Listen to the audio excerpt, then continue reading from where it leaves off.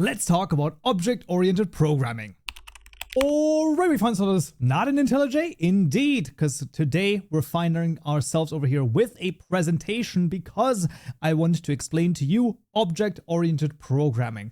This is going to be a paradigm shift for you as we're basically going to go into some, let's say, abstract detail and some theoretical sort of basis on what that even means. What does OOP, object-oriented programming, mean? I really highly recommend you stay and watch this lecture through. It will help you immensely with the coming lectures, basically. So what does all of this craziness mean? It means that everything is an object. So when we think about there's certain vocabulary, once again, that we need to sort of understand and wanted to sort of save and remember over here. And this is the class as well as the object.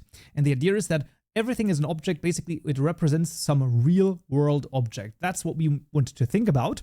And the class here, this is our custom data type.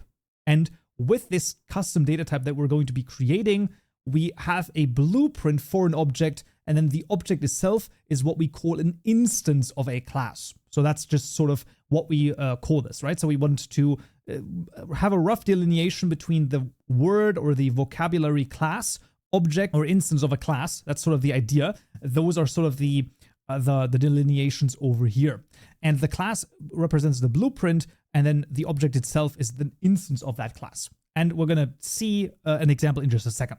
For example, when we talk high-level overview, the way that I personally would describe it, this is just sort of my own words, a class can be looked at as a user-defined data type, right? So this is any type of data type that you define yourself, and those can then be used as a template or a blueprint to then create an object. Now, these classes can include methods and fields, and both of those are called members. So these are the members of a class. While the object is an instance of a class with some defined data, right? So high-level overview, once again, the members of a class are either methods or functions. You know, you can use the name more or less interchangeably at this point. Some people call them functions, some people call them methods. Theoretically, there is a difference between the two, but I'm gonna be real, I don't think it matters that often. I've seen people refer to methods, I've seen people refer to functions as methods, and so on and so forth. In this instance, it's basically the same. It defines behavior for an object. Methods can be called on an object and modify it or its other members, basically. Meaning, we've seen this previously with, for example, the string methods, right? We remember the string methods where we had a string and we called something, called a method on that, right? We've also obviously learned about methods before, but we called a method and it then changed the string that we call that method on. That is a method.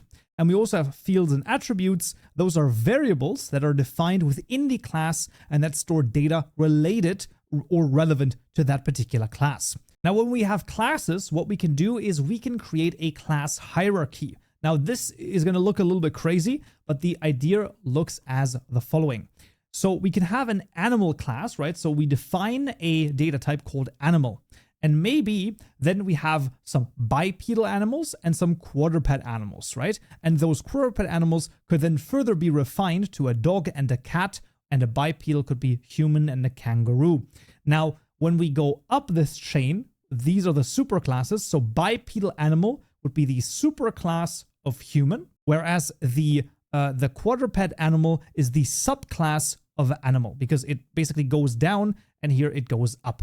Just so that you've seen the name superclass and subclass once. I don't know if subclass is used very often as a term. Superclass is used very often as it is very important in object-oriented programming. This whole thing over here, how they relate to each other, we will see this in the coming lectures as well, so no worries there at all. Let's now take a look at the classes, objects, and instances. So let's think about the following. We have a dog class right here. This is our template where we once again think about this, where a class has got a custom data type that we define.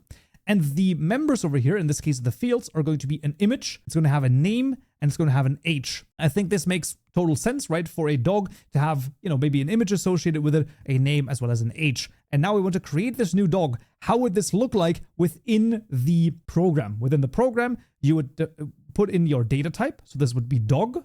Then the name of your variable, the assignment operator, We then create a new dog. So we basically create a new instance of the dog class. We give it the benji.png, this is its image. We then give it its Benji name, so this is a string name, and then the age over here, which in this case is a 9, and I think it turns 11 into the on the next slide, because we've apparently just traveled 2 years into the future. But yeah, so this is now a created dog right here with the image of Benji over here, the name Benji, and then the age.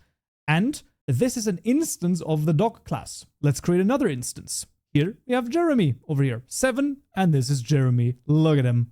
And we can create another one. Let's say this is Charlie over here, 13, definitely getting up there, but a good boy nonetheless. So while all 3 of these are of the type dog class, right, they all have the same data type, they are different objects and different instances of the same class. To summarize once more, this is the same thing that we've seen previously.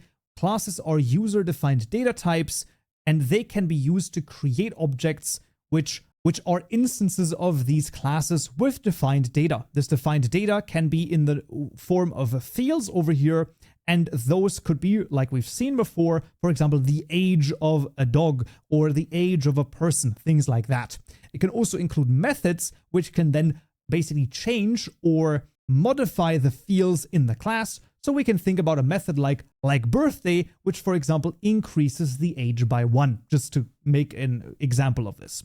We will, of course, see all of this in the next lecture inside of the code as well. And we can actually, do something with this and not just have this be abstract over here in this case. But I do think this is quite important. There are quite a few vocabulary words over here that are going to be important that you learn. So basically class, object, method, field, member, maybe a little bit, instance of a class. Those are sort of the big ones. Methods we already kind of know.